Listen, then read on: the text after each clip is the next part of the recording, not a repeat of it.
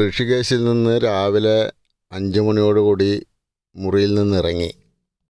6:30 രുദ്രപ്രയാഗിലേക്കുള്ള bus കിട്ടി. സാധാരണ ബസ്സാണ്. ഒരാൾക്ക് 300 രൂപ.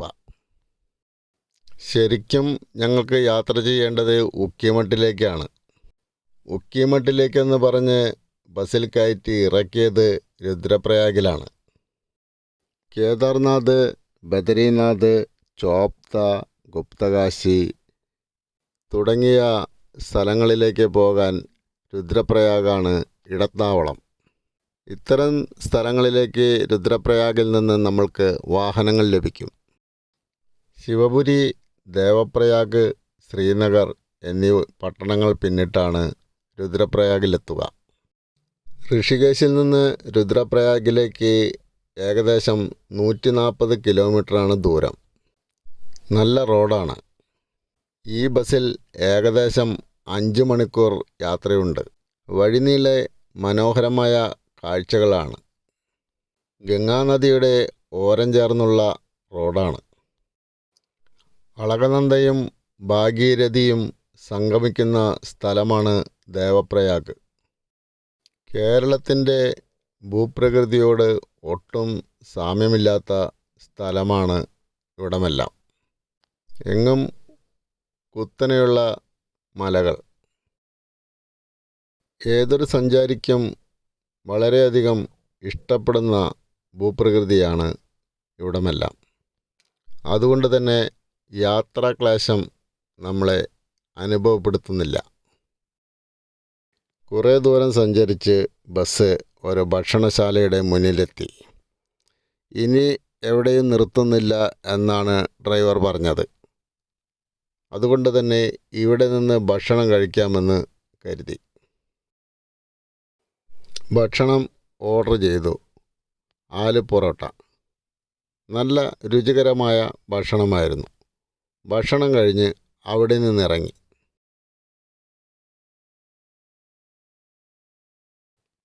വീണ്ടും യാത്ര. മലകൾക്കും നദികൾക്കും ഇടയിലൂടെ അങ്ങനെ ബസ് സഞ്ചരിച്ചുകൊണ്ടേയിരിക്കുന്നു. വളരെ രസകരമായ യാത്ര.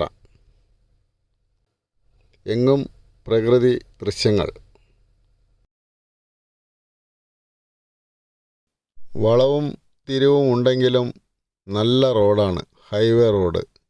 മുമ്പെല്ലാം ഈ വഴിയിൽ സഞ്ചരിക്കുമ്പോൾ വളരെ ദുർഘടമായ റോഡായിരുന്നു. മിക്ക സ്ഥലങ്ങളിലും മലയിടിച്ചുകൾ കാണാറുണ്ടായിരുന്നു.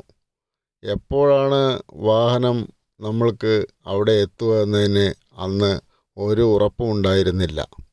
ഇന്നതെല്ലാം മാറി വളരെ മനോഹരമായ റോഡ് ഇവിടെ നിർമ്മിച്ചിരിക്കുന്നു. പ്രകൃതി മനോഹരമായ കാഴ്ചകളാണ് ചുറ്റിലും. പുറത്തേക്ക് നോക്കിയിരുന്ന് ഇങ്ങനെ കാഴ്ചകൾ കണ്ട് ആസ്വദിച്ച് യാത്ര ചെയ്യാൻ വളരെ രസകരമാണ്. ജീവിതത്തിലെ പ്രധാന ഒരു അനുഭവം തന്നെയാണ് ഈ ഹിമാലയ യാത്രകളെല്ലാം തന്നെ.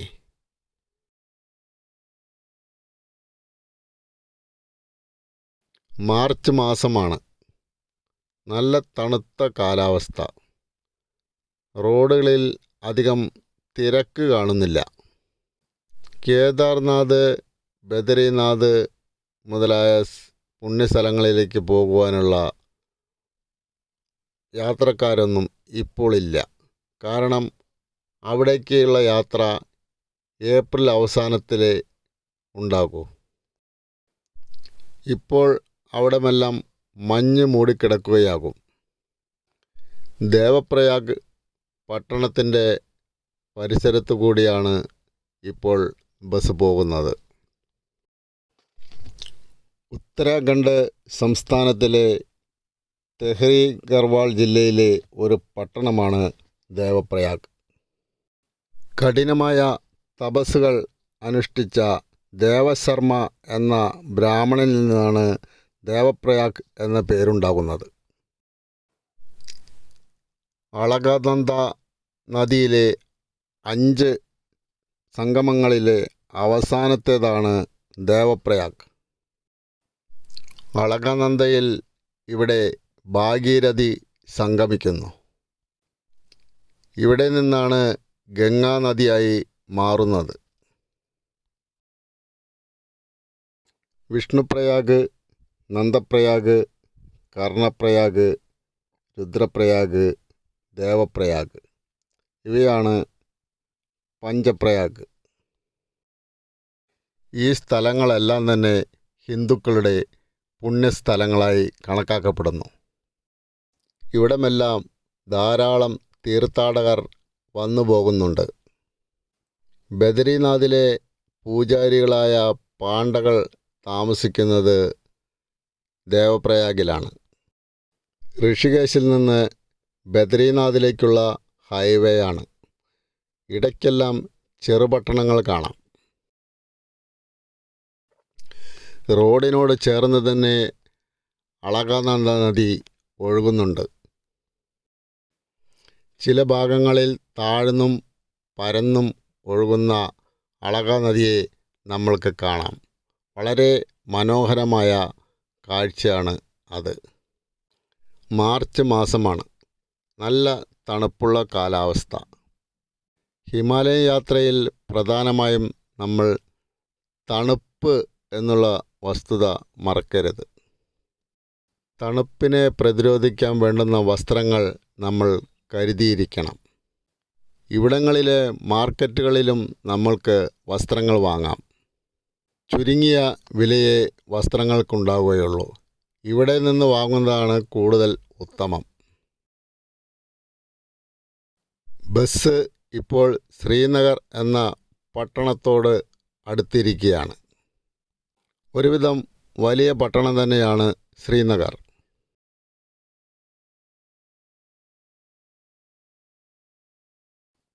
അല്പനേരം ബസ് നിർത്തിയിട്ടതിന് ശേഷമാണ് പുറപ്പെടുന്നത്.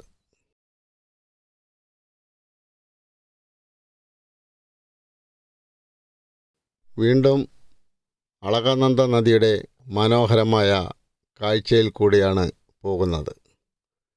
മനോഹരമായ മലകൾ, മനോഹരമായ നദിയുടെ ദൃശ്യം എല്ലാം കൂടി ചേർന്ന് നമ്മൾക്ക് മനസ്സിന് വളരെ കുളിർമ തന്നെ നേടുന്ന ഒരു സ്ഥലം തന്നെയാണ് ഇവിടമെല്ലാം.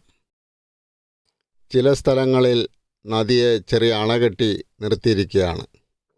അങ്ങനെ പരന്നു കിടക്കുന്ന ചില പ്രദേശങ്ങൾ നമ്മൾക്ക് കാണാം. കണ്ടാലും കണ്ടാലും മതിവരാത്ത പ്രകൃതി ദൃശ്യങ്ങൾ. ബസ് ഇപ്പോൾ രുദ്രപ്രയാഗിനോട് അടുക്കുകയാണ്. പഞ്ചപ്രയാഗിലെ 4ാമത്തെ സ്ഥലമാണ് രുദ്രപ്രയാഗ്. ഇവിടെ അളകനന്ദ മന്ദാകിനിയുമായി സംഗമിക്കുന്നു. സംഗമത്തിൻ്റെ മുകളിൽ രുദ്ര എന്നറിയപ്പെടുന്ന ഒരു ക്ഷേത്രമുണ്ട്. പരമശിവൻ ഇവിടെ ശിവതാണ്ഡവം നടത്തി. സൃഷ്ടി, സംരക്ഷണം, ലയനം എന്നിവയുടെ ചക്രത്തിൻ്റെ ഉറവിടമായ ഊർജ്ജസ്വലമായ നൃത്തമാണ് താണ്ഡവം. ശിവൻ തൻ്റെ സംഗീത ഉപകരണമായ രുദ്രവീണയും ഇവിടെ വായിച്ചു. വിഷ്ണുദേവനെ തൻ്റെ സന്നിധിയിലേക്ക് വശീകരിച്ച് വെള്ളമാക്കി മാറ്റി. നാരദ മഹർഷി തൻ്റെ സംഗീത വൈദഗ്ധ്യം നേടാനായി തപസ് ചെയ്ത സ്ഥലമാണ് രുദ്രപ്രയാഗ്. അങ്ങനെ ഒട്ടേറെ ഐതിഹ്യങ്ങൾ നിറഞ്ഞ ഒരു മഹാസ്ഥലം തന്നെയാണ് രുദ്രപ്രയാഗ്. ഹിന്ദുക്കൾക്ക് ഏറ്റവും പുണ്യമായ സ്ഥലം തന്നെയാണ് രുദ്രപ്രയാഗ്. ശിവൻ്റെ രുദ്രാവതാരത്തിൻ്റെ പേരിൽ തന്നെയാണ് സ്ഥലം അറിയപ്പെടുന്നത്. ഒരുപാട് പുണ്യസ്ഥലങ്ങൾ നിറഞ്ഞ ഒരു സ്ഥലമാണ് ഹിമാലയം. ഇവിടുത്തെ യാത്ര നമ്മൾക്ക് ഒരിക്കലും മറക്കാൻ കഴിയില്ല. ഏത് സമയങ്ങളിലും തീർത്ഥാടകർ വന്നു പോകുന്ന സ്ഥലമാണ് രുദ്രപ്രയാഗ്. രുദ്രപ്രയാഗ് മെയിൻ മാർക്കറ്റിൽ ബസ് ഇറങ്ങി. ഇനി ഉക്കിമഠിലേക്ക് പോകണം. ഇവിടെ നിന്ന് തന്നെ ഉക്കിമഠിലേക്കുള്ള വാഹനം ലഭിക്കും. ജീപ്പാണ്. രാവിലെ 6:30 എടുത്ത ബസ് ഉച്ചയ്ക്ക് 12 മണിക്കാണ് ഇവിടെ എത്തിയത്.